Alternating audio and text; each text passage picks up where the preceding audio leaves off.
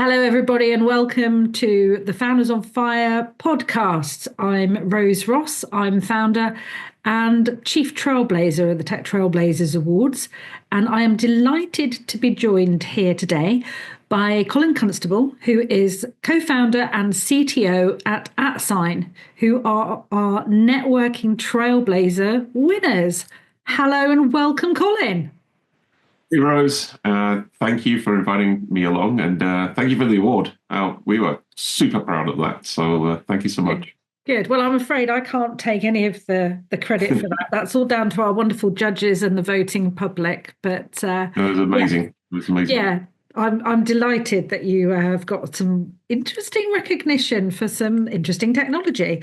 So it would be great, Colin, really to understand about how you got to be here founding Atsign, and if you could tell us then as well about Atsign itself, please. Sure. So Atsign started as an argument. It was literally an argument between myself and one of my co-founders, Kevin Nichols. We were actually working at Deutsche Bank Labs at the time, and our argument went like this: the internet sucks. Why does it suck, Kevin? Well, because I have to give away all my data away.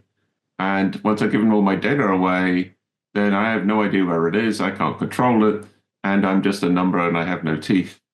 I'm like, okay, Kevin, I sort of agree with that, but there's other problems as well. And it's mixed with identity. It's an unsolvable problem. Bigger brains than ours have tried to solve that problem. And I just think it's impossible. And he goes, well, no, nothing's impossible. We've just got to have a new approach to the idea.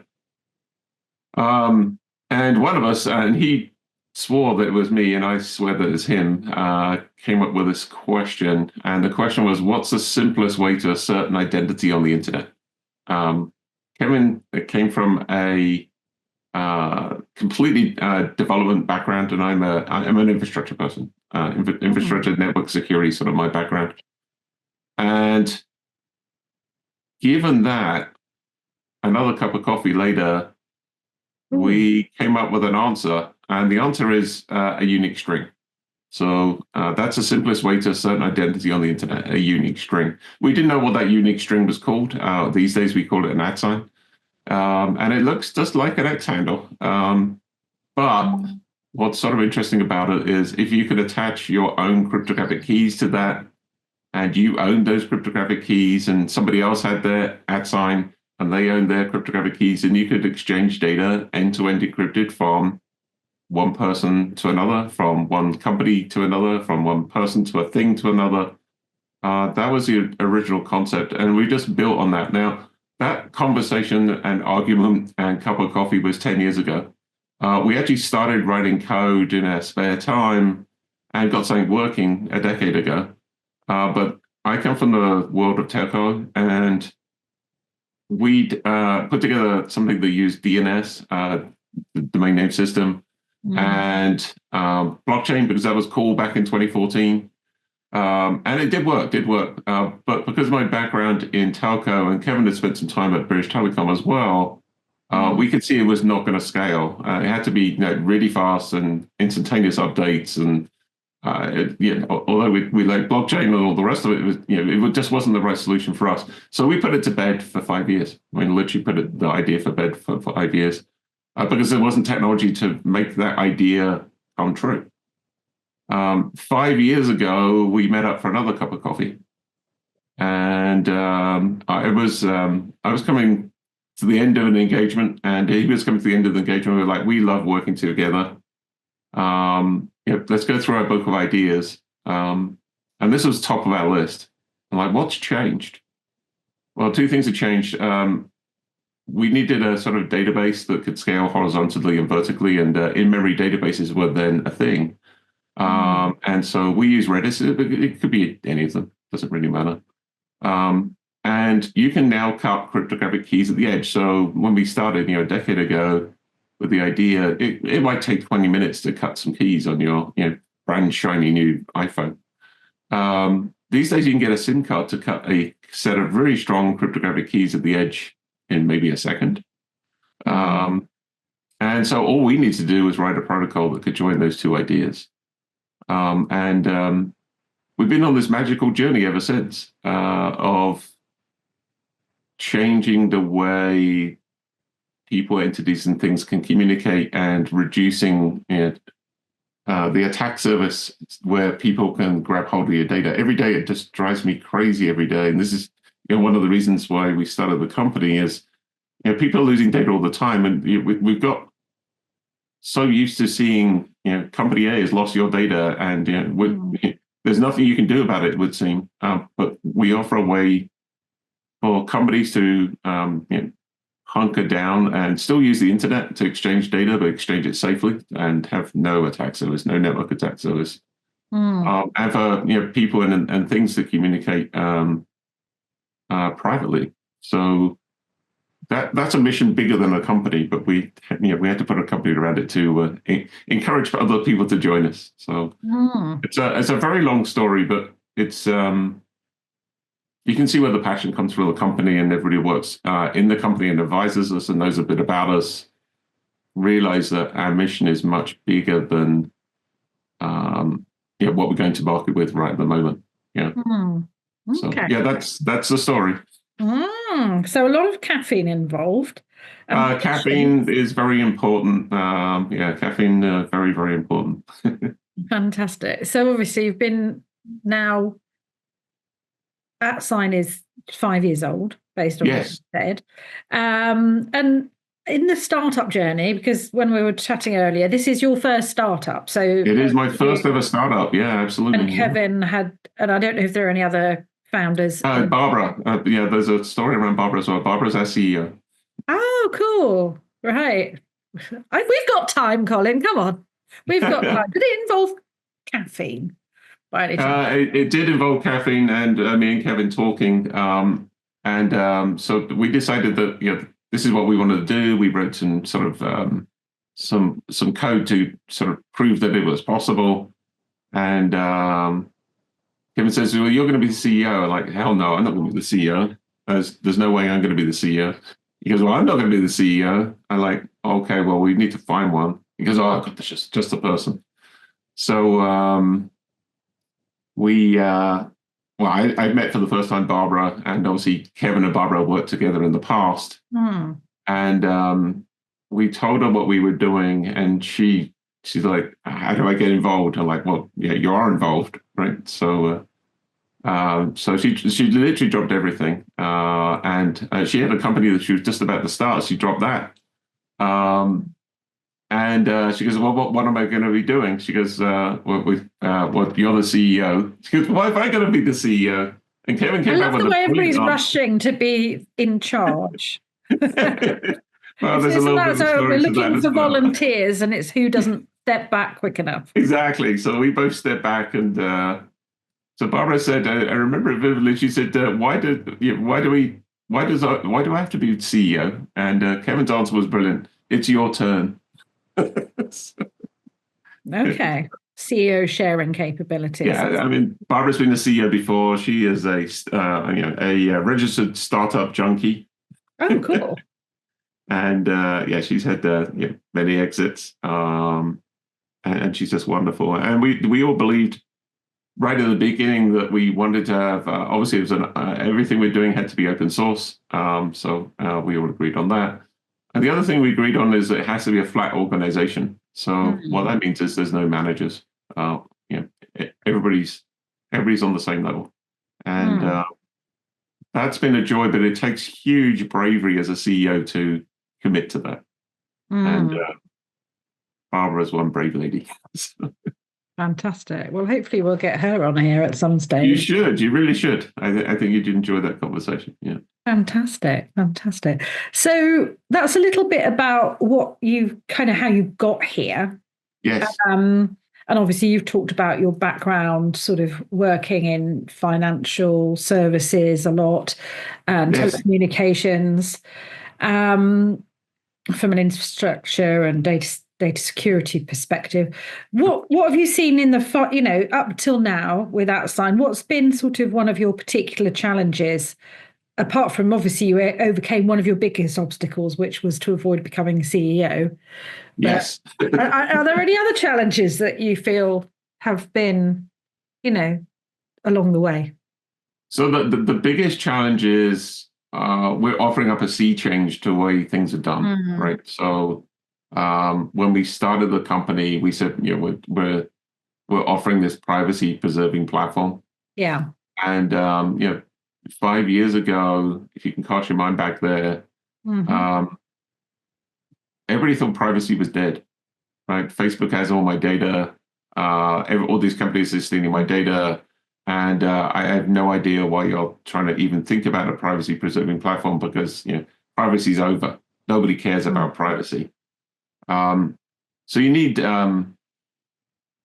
grit to get through that stuff. So that was our original big problem, is nobody believed that there was any point in doing what we're doing. And as a founder, if you really believe in what you're doing, you can just say, well, that's an interesting point of view. I'm going to ignore it. I'm going to do it anyway. And fast forward to now, I think there's people that are realizing, oh, we were actually wrong. Yeah, privacy is actually ridiculously important. And there's huge demand for privacy. Now, in the people space, consumers, I think we're only just sort of lightening up. So that's actually where we started. And it's difficult to get new platforms into the consumer space. But we have a platform there. The technology is out there for all of those use cases. I don't care whether you're a person, a company, a thing, somebody manufacturing a thing. The platform's the same. The technology is all the same. That's the important thing. As a startup, when you're designing stuff, especially a platform, make sure it's applicable to every single use case. And that's obviously what we did. The challenge is really mainly a mental challenge of having the grit and determination that your vision is correct, and the market will come to you. It's such a joy when you see that happening, and that's what we're seeing happening now. Is, can you do this? I'm like, yes. Can you do this? Yes. Have you thought about this? No, but can you do it? Yes. So that's a joy. It really is a joy. But yeah, grit is your biggest challenge as a startup founder, I think. I can certainly see that. And what are you most proud of? You've probably indicated it in some of the stuff you said up to now, but on your journey so far, what are you proud of? So many things. I think one of the early things we did is we're older founders, right? So you may have noticed that I have a few more grey hairs than most. I think you've just dyed your hair silver fox style. And I don't really care about age, but I really, really, really, and all three of us wanted to have an intern program. So we started an intern program, and we were outnumbered by interns in the first year. So I think we had say like 20, 21 interns, and there was three of us or four of us, I think at the time. That was awesome. And what's even more awesome is some of those interns are still with us, and we've seen them grow into just amazing people. And even the people that left us have still kept in contact with us, and it's been such a joy to see that. Some engineers have joined us with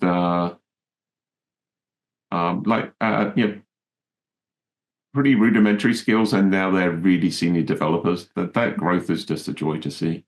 Just getting other people involved in the vision. Last year, 24, we another thing that I'm really, really proud of, especially as we're into this sort of privacy world, we were asked to write a amicus brief for the U.S. Supreme Court. So if you Google Atsign and then U.S. Supreme Court, you'll see our amicus brief. So that was cool. And we got our first patent issued maybe 2 years ago now, and was a huge moment as well for us. But there are so many highs when you're doing. I mean, there's equal number of lows, but there's so many highs that this keeps you going. Yeah. Fantastic. Fantastic. And we very much hope that one of your highlights was winning the Networking Trailblazers last year. Could you tell us a little bit about what that's meant for you? And it's recognition for all the hard work the teams put in, and it's recognition that what we've done, especially in the networking space, is solving a 50-year-old problem that many people had thought was impossible to do. So that's actually one of our challenges has been in the networking space in particular, where we've built a product on our platform called NoPorts, which basically allows servers and clients to talk to each other without having network ports open. Ports are sort of arcane bit of networking tech detail, but it's essentially where all attacks on a network start. So if you've got a web server, it's probably got port 443 open. If you've got an API open, it's probably got 443 open. If you've got remote access, it's probably got RDP 3389 open. And bad actors scan for these ports that are open. And once they've found a port that opened, then they try and attack it. And once they get a foothold in, and that could be a social engineering attack, it could be a network attack, it could be anything. But the first step is having a port open. And that's the way TCP/IP works. I mean, it's a client-server protocol, and it has to have ports open, and that's been the same way since Vincent and Bob wrote the original TCP stack. It has to have ports open. What we did was took what we'd done into the privacy world and said, well, could we apply it to the lowest level of the network, which is the port? And do we close ports? No, we're a little bit sneaky in that. We just only ever make outbound connections from devices and from servers. And that effectively makes you invisible on the internet if you're using no ports. And if you're invisible on the network, then there's nothing to attack, which is different. And to be honest, what we saw with the award was recognition from the judges and all the people that voted for us, and thank you, that's super important. And trying to solve a 50-year-old problem was worth the effort.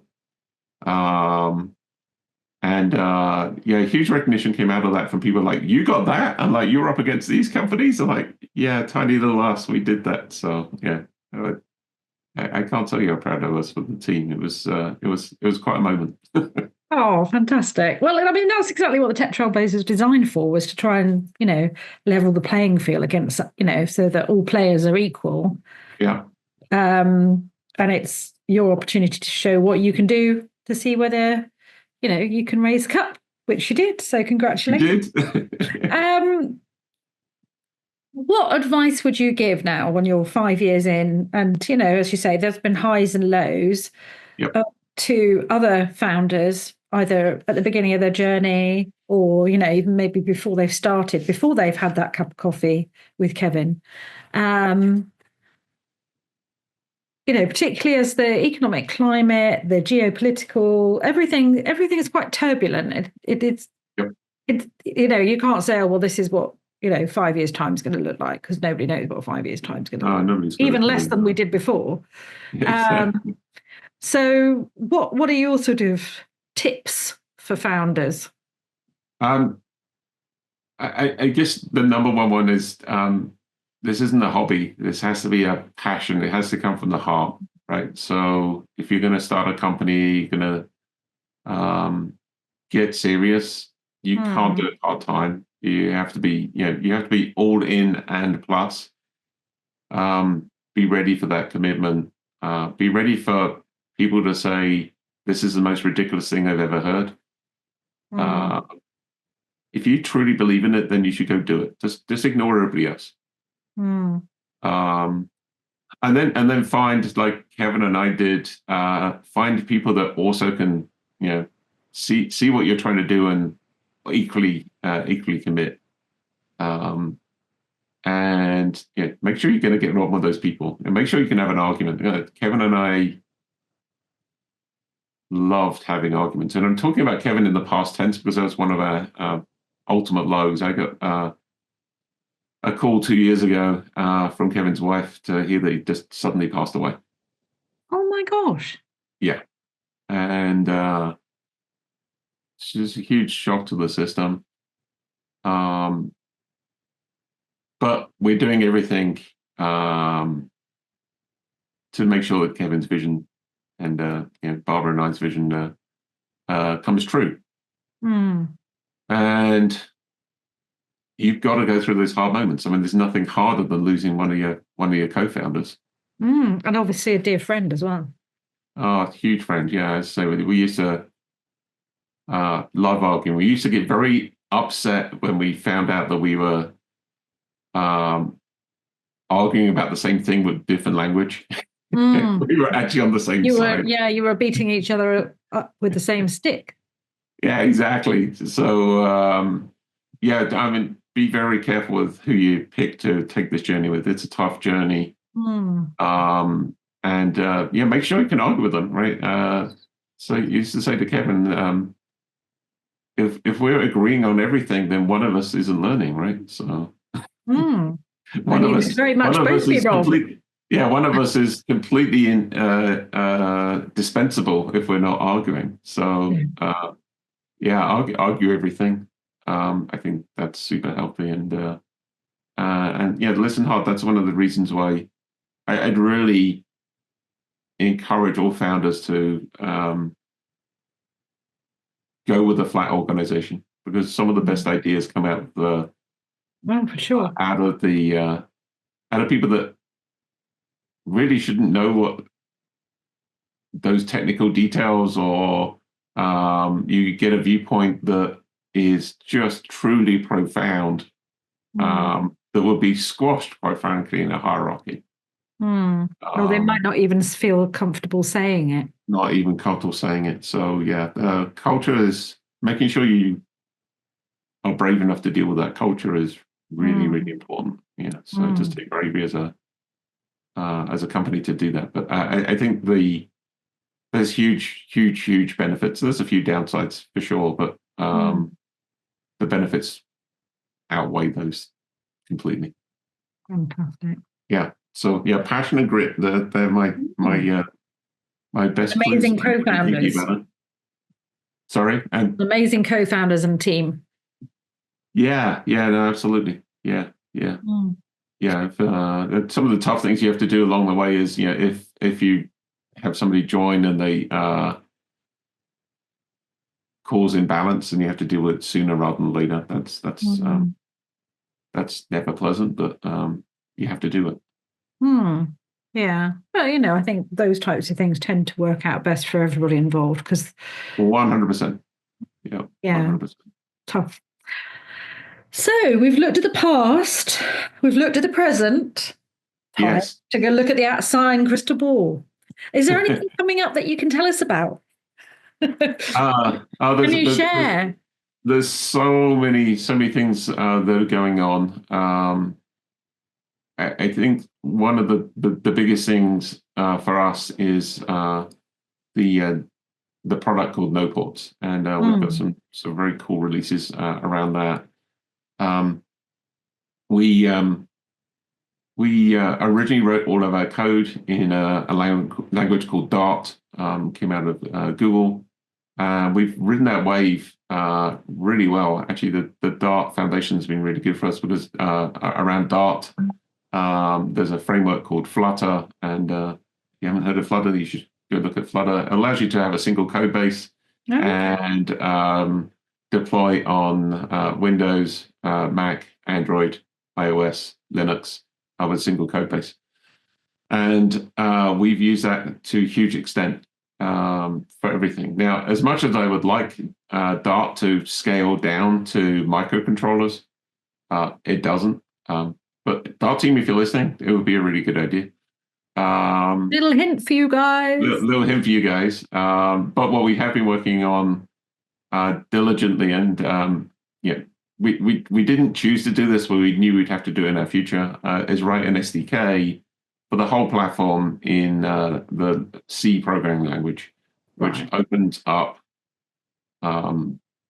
access to people using microcontrollers, like tiny things, to use the our platform. So very important for IoT, remote devices, network routers, that sort of stuff. So that is currently in open beta, but by the time this airs, we should be at 1.0, very close to it. So well, we can schedule that. Fun. But it's happening. We're telling you right now. It is now available. So that's sort of very exciting thing for you. Yeah, super exciting. And if anybody out there knows how difficult it is to write writing a program in C is never easy. It's always challenging. But writing an SDK in C is a monumental task. I'm very proud of the team that's put that together. So it opens up new doors. You can use the open beta now. We'd love people to be using open beta as well. That would be fun. But so that's big. And the original vision that Kevin and myself had was that this platform should be available for obviously people, entities, and things. And the test that we had was, could it run on a light bulb? And with the C SDK, yes, it can run on light bulbs. Does that mean my Hue light bulbs could be? Yes, you can individually address a Hue light bulb with an @sign, and you could have end-to-end encrypted control over your light bulb. So literally everything you see could have an @sign, and only you could control it. Can you imagine that? Or if you want to give access to somebody else, you could say, my friend has access to my light bulb one. So there's the power to make and break friendships with that, right? Exactly. Yeah, you can imagine. That light bulb, please. Yeah. Well, there we go. I mean, we're talking about kind of a fun level, but obviously there's lots of interesting use cases. So, are there any in particular that you were interested in for that kind of thing? I think the NoPorts. Yeah, so NoPorts is this paradigm shift for networking on hostile networks. So essentially, removing ports and all the rest of it. So we've seen in the US, in particular, nation state sort of led hacker groups like Salt Typhoon and others breaking into telecom infrastructure. And critical infrastructure in general. We just want to squish that. So the way to squish that is, at the moment, a port is an open door, and we don't want the doors to be closed as much as just be invisible. Don't even see them, and that's what NoPorts allows. So if you've got critical infrastructure, and I don't care whether you're big or small, you've probably got critical infrastructure for your business, then take a look at NoPorts, reach out to me directly if you like. Very easy to set up, and effectively makes you invisible to anything that isn't allowed to access your infrastructure. That's it. It's just invisible. Can't see it. No door here.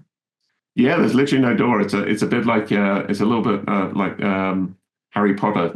Only certain people can get to the right platform. Well, we like a little bit of that type of magic, and as long as it's magic for good, It's definitely magic for good, yeah. So that's all good. Well, is there anything else you'd like to share with us today, Colin? Because you've got a little bit more time. If there's anything else that you'd like to share, perhaps. So just a huge shout out to the team at Atsign. As you're building a company, you've got to obviously bring people in that can work with you, and share that vision. So I think it's one of the most important things, and we've been incredibly lucky to get some of the best talent that I've worked with over the years, and some of the best talent that Kevin and Barbara I've worked with over the years into the company. So a huge shout out to two of those people. So when Kevin and I started talking about this, there was two people on the planet that we knew that they didn't know each other, but we wanted them to be, there was our dream that they could both work at the same company. And we thought it'd be magical when those two people got together. And that's a guy called Chris Swan, who I know you know, and another guy called Gary Casey. So Gary Casey and Chris Swan work at Atsign. I'm very proud of that. And we've brought on just an amazing team. So yeah, I'm not going to call them all out, but they know who they are. Amazing team, and share the passion for the company. Other people that are out there, obviously our investors that have shared this dream with us. So important to have a good time to investors and keep them updated. Barbara does an awesome job of that. So yeah, it takes a huge village and a big vision. So yeah, that's fantastic. Well, you've got a big job ahead of you with all this stuff to just change the world. Just change the world. Yeah, we did at a time. Yeah, it was funny. One of you always try and get some advice from dignitaries in the world that you're trying to get into. So at the beginning, I had the lucky chance encounter with a gentleman called Vint Cerf. If you don't know who Vint is, then he's one of the guys that invented the TCP/IP protocol back in the day. He's at Google these days. Okay. And so I asked him what was wrong with the internet. This is 5 years ago, and he gave me a one-word answer, which I thought was awesome. He said accountability. So I came back with some smart ass answer to that, and he said, "Well, sometimes I also want to be anonymous on the internet.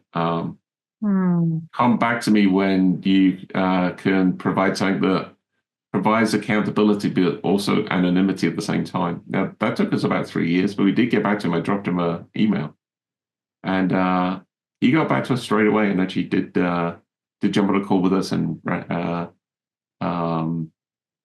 they gave us some more challenges and some feedback, which was so good of him. And so there's people who you would not expect to be able to get access to that are incredibly helpful. It's obviously got a massive intellect, and just to have those little tiny golden egg moments are so cool to be able to work on. I mean, it sounds like an impossible problem, but using our tech, you can do that. And the brief to the Supreme Court actually built on that idea that Vint gave us 5 years back. Well, I think we're hearing a lot of exciting things from you guys over the years to come. So I'm looking forward to No doubt. I can't tell you what they're going to be, but they're going to be. Not all of them. You've shared a little bit. Well, you have to come back with Barbara next time. And I would love to do that. Yeah, Barbara's amazing. Fantastic. Well, thank you very much, Colin. That was Colin Constable, who is CTO and co-founder of Atsign, our networking trailblazer. You've been listening to me, Rose Ross, and this is the Founders on Fire podcast from the Tech Trailblazers. Thank you very much for listening. We look forward to seeing you again. Take care now. Bye-bye.